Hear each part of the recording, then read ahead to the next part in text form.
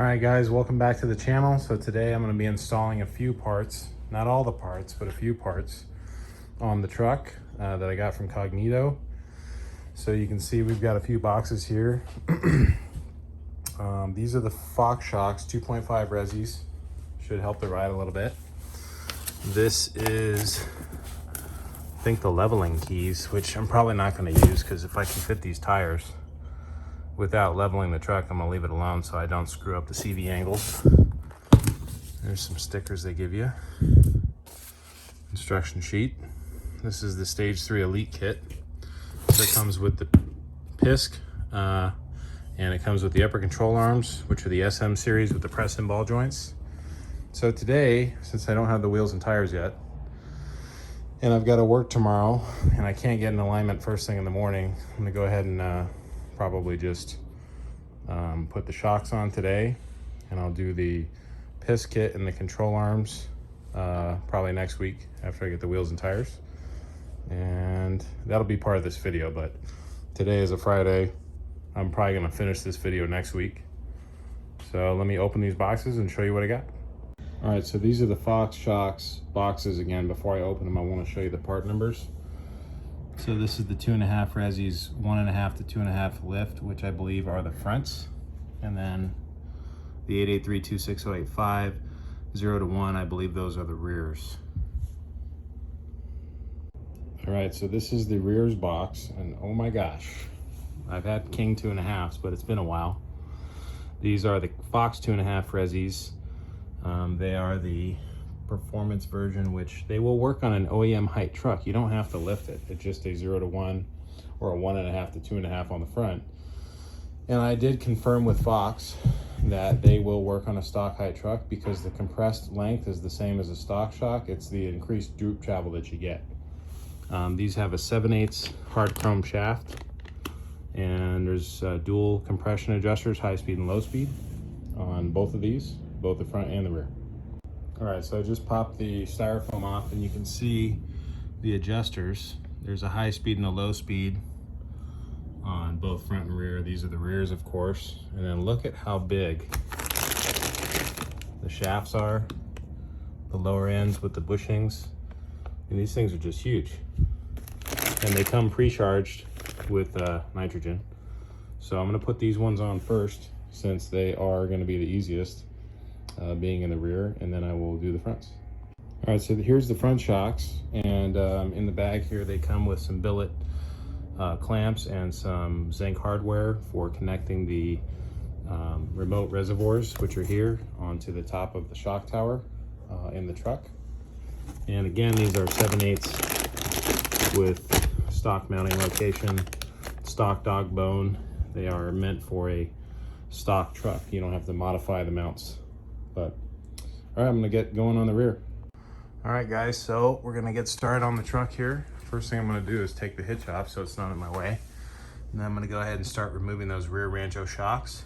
And then just got the parking brake on. I'm not gonna lift the truck because I think there's enough room.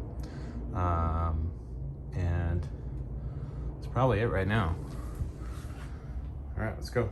All right guys, so this is pretty straightforward process, but Fox does give you an installation guide that is for both the front and rear shocks. And as you can see, this is the rear guide. So if you want, go ahead and pause your screen so you can check it out. But basically, you just make sure that the nuts and bolts are removed, put the new ones in, and make sure that the reservoirs are facing the correct direction. Let's see if it's got its warranty. I don't know what the torque specs are. But anyway, I can Google it. I'm pretty sure it's 50 or 70 foot-pounds, but check it for yourself. All right guys, so I'm gonna start on the driver's side. Both the nut and the bolt are 13/16 on the lower shock mounts, and I'm assuming the same on the top. So I'll go ahead and get started with that. Okay, disclaimer, the 3/8 hammer drill or whatever impact was not powerful enough to take this out, so I'm using the big boy. All right, so this is the driver's side rear shock. This is a stock Rancho that came on the truck. I've got about 40,100 miles on it. Check out how bad this is. I can literally force it down, no problem. Look at that. Look at the return rate. super slow. So the rebound damping on this sucks. We're gonna see what the other ones look like, but I mean, it's not totally shot, but it's definitely not as good as it could be. All right, guys, so here's one of the new shocks, and what it says in the installation instructions is whichever shock you put in, make sure that the reservoir is facing the center of the axle. So in this case, I'm gonna face it forward like this, and the shock is gonna fit in front to back, and the reservoir will face the center of the axle. All right, so I got the first shock on here, and it was easy, but I'm not sure on the torque specs, so I read up online, and basically everybody said somewhere between 60 and 85 foot-pounds. I'm just using the impact and compressing the sleeve. The shock actually rotates on the bushing, not the sleeve. So the sleeve is metal. You should be fine. There shouldn't be any issues, but look up the torque specs for yourself. If you guys let me know, comment below. All right, so here is the passenger side rear. Let's see how bad this is. It's pretty easy to compress. And you know what? It's returning faster than the driver's side rear, but you can see where it's been leaking. So I would call that 50%. All right, guys, got the passenger side rear end. Again, very easy. They say maintain clearance between the shock and the exhaust. Banks actually tells you when you do their exhaust to maintain 1 inch of clearance. It looks like I've actually got about 2 inches of clearance. So there shouldn't be an issue with heat. But anyway, I'm gonna spin the truck around and get onto the front. All right, guys, so the next step here in the Cognito leveling kit, which again, I'm not looking to level. I'm actually just looking to get the new upper control arms and the new shocks and maybe the PISK kit. Although if I leave the angles flat, I don't need the PISK kit, because that's really for handling the bump steer when you put the bigger tires on and you crank up the CVs. So next step here is I'm gonna jack this thing up, put it on jack stands, take the front wheels off, and then once I've done that, I'll start taking the front end apart.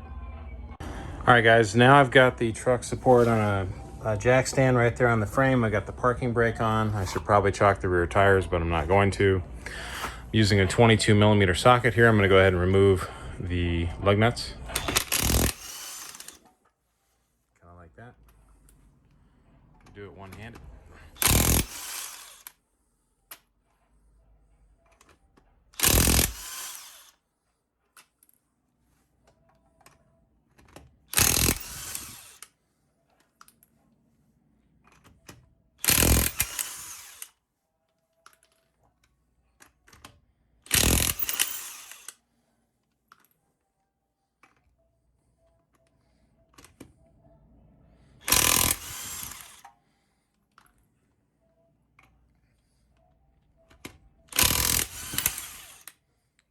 Go. Now I can remove the wheel and get started on the front end. Okay, so now that I've got the wheel off, I'm going to go ahead and remove the lower shock mount, which again, same as the rear, is going to be a 13/16 on both the nut and the bolt. Let's see if I can do this with one hand.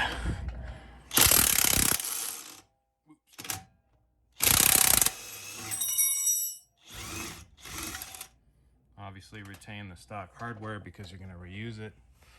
Then I'll go ahead and get up here and find out what those are and remove those. All right, so on the top here, there are two nuts obviously holding the top shock in, or the top of the shock in. They are 13/16, and this electrical deal right here is being held on to the top of those, the end of the threads with little plastic retainers. So you're just gonna use the wrench, like the open end here, and force that off, so you can get the open end on, or the closed end onto it. And then it's just gonna take a while, but you gotta open it by hand unless you can get a ratchet in there. All right, I got the shock out. It wasn't that bad. In fact, it's easier to take those top nuts off if you use the open end of the wrench. So here's the shock. Let's see how bad it is. Okay, you can force it with one hand. There is definitely some resistance, and look at the rebound. Very slow. So I'd say the major problem with these isn't the compression, it's actually the rebound damping, and it doesn't keep your tire in contact over small bumps if you're moving fast, and that's why the ride kind of sucks, especially on washboard roads. So I can tell you just with the rear Fox shocks backing out of the driveway that it was totally night and day. As far as the back end bounces when I back out with the Ranchos, and when I pulled out with the Fox shocks, it just settled and then came back and was totally solid. So I'm gonna go ahead and jack up the front of this lower control arm now, and then start loosening up this upper control arm and taking that apart. All right guys, so before I start taking the upper control arm off, the stock upper control arm, I wanted to show you the new ones. These are the Cognito SM series upper control arms with pressed in ball joints. The ones that I had on my 2016 were the ones that had like 4 bolts, and they were adjustable. So if you were doing a stock truck, you could leave it mounted from the top, and if you were doing a leveled or lifted truck, you could mount it from the bottom. It would give you extra droop travel, where these arms are just adjusted for caster. So the ball joint is just at one position. They say you can use it with a stock truck. You don't have to level it, which in this case, I don't want to level it. There they are, nicely packaged, top and bottom. Now when you mount these, this one's going to be the passenger side because they want the Cognito on the front of the truck. So on the passenger side, this would be on the front, and on the driver's side, which is the one on the bottom, it would be on the front. So these also have pressed in bushings, no zerks like in the past, pressed in ball joint, no zerk. They say that this whole thing is maintenance free, where the ball joint on the stock truck stock arm is not maintenance free. So pretty nice, guys. Nice castle nut. I think there should be a cotter pin. Hopefully there's cotter pins in the box. All right, I'm gonna get these out and start taking the truck apart. All right, so the first thing to removing the upper control arm after you got the shock out is jack up the lower control arm and take the load off of it. Put the load on the, actually, you know what? Yeah. You want to jack up the lower control arm, but you don't want to jack it up from the lower ball joint, because when you break this loose, the thing will flop over. So you want to jack it up from the lower control arm on the base of the steel right there. All right, so now that I've got the lower control arm supported and I've taken the weight off the torsion bar and I've still got the truck on jack stand, go ahead and use an 18mm wrench to break this loose. And you want to just loosen the nut down to basically the bottom thread. Don't take it off. You want to leave the nut on there. We're basically just going to use it to catch the spindle as it drops. Okay, so now it's pretty low. See, there's a gap there, but it's not off. And now you're going to disrupt it with a hammer.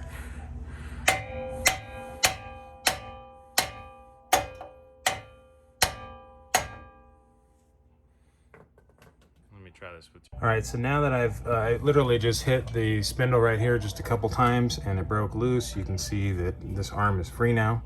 So what I'm going to do is go ahead and hold the spindle back, remove the nut, and lower the lower control arm down to take the tension off the lower control arm.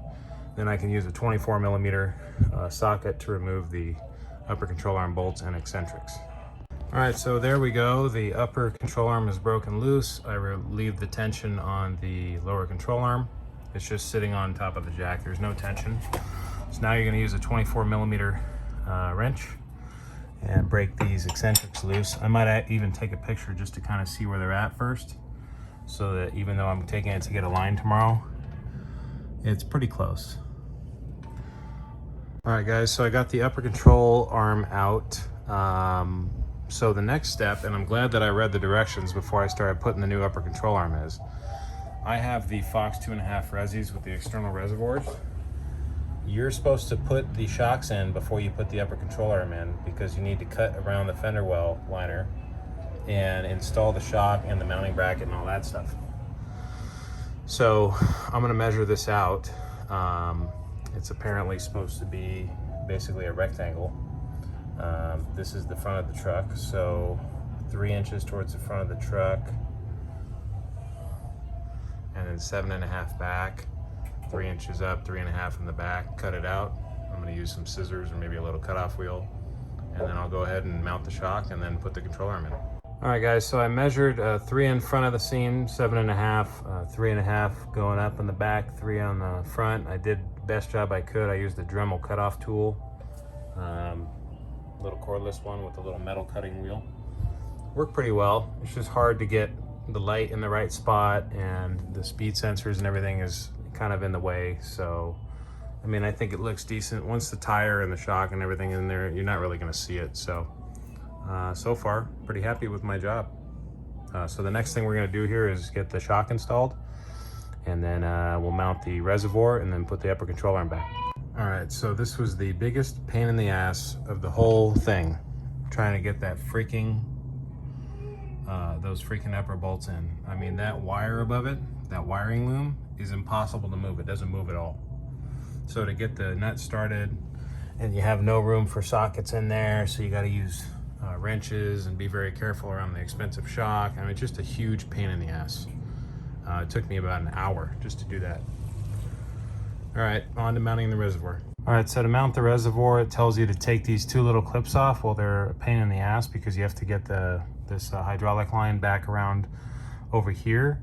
Well, the easy thing to do is just take the 10mm bolt out of the bracket, and you can swing that out and then bring up the hose behind it. Well guys, I just made a rookie mistake that just cost me probably about 4 hours. I put the wrong shock. So these shocks, the fitting is supposed to face the front of the truck. I was trying to bend this reservoir into position where it goes, and I couldn't get it to go, and I'm thinking, what the hell's wrong with this thing? And then I look at the pictures, and they never tell you, hey, make sure you get the right shock. Well, guess what? The right shock, according to the pictures, you know, the shock has the fitting facing the front of the truck. So I checked the other one, and of course that's the right one. So now I got to take this whole thing apart and do it all over again. All right, so I got the correct shock installed, and now I'm gonna go ahead and reattach the hardware that holds the speed sensors, and then put the upper control arm in and connect it to the spindle.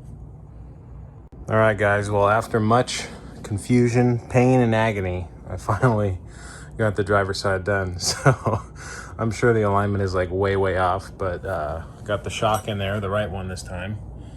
I didn't torque anything. I basically just tightened it down as hard as I could because I don't have all the torque specs. I know that this ball joint, the upper ball joint's 80 foot-pounds, but I didn't see it in the kit. It was supposed to come with cotter pin. I didn't find a cotter pin, so I'll have the place that's doing the alignment tomorrow put the cotter pin in. So I guess the good news is that I can go the other side and probably get this done a whole lot quicker now that I know what I'm doing. But I'm telling you, this took me probably 3 or 4 hours just to do this side. Should take me about half that time to do the other side. All right, I'm gonna go to the other side and I'll film that too. All right, here's the passenger side, same as the driver's side, and I'm gonna try and see if I can get it done like in a third the time that I did the driver's side. Should be possible. All right, let's go. All right, this is the the passenger front. Let's see how bad it is.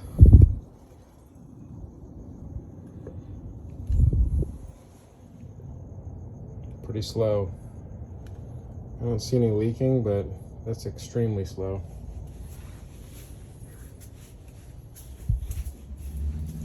So this one goes in the trash pile. All right, shock out. Got the truck supported on a jack stand.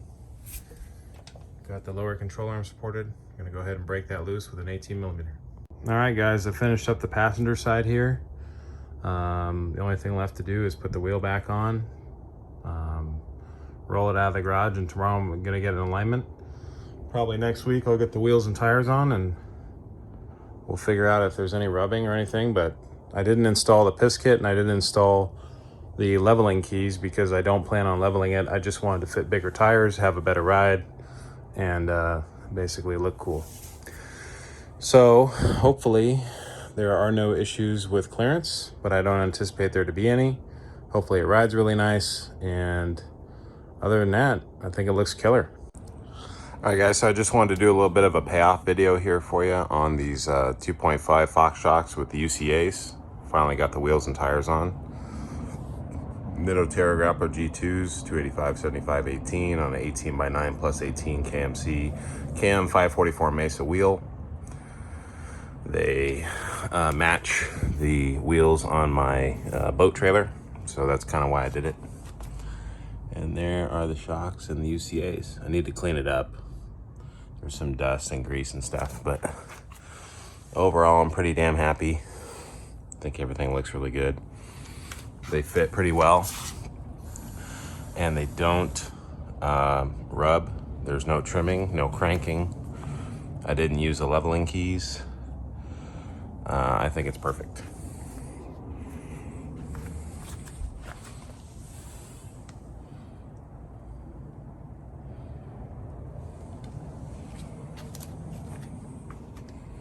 I'm gonna put the amp steps on next week when I get the airlift compressor for my airbags.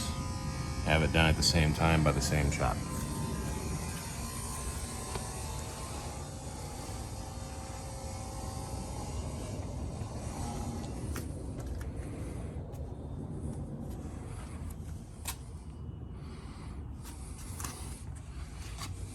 And they don't stick out too far, so I'm not gonna get the side of my truck really dirty.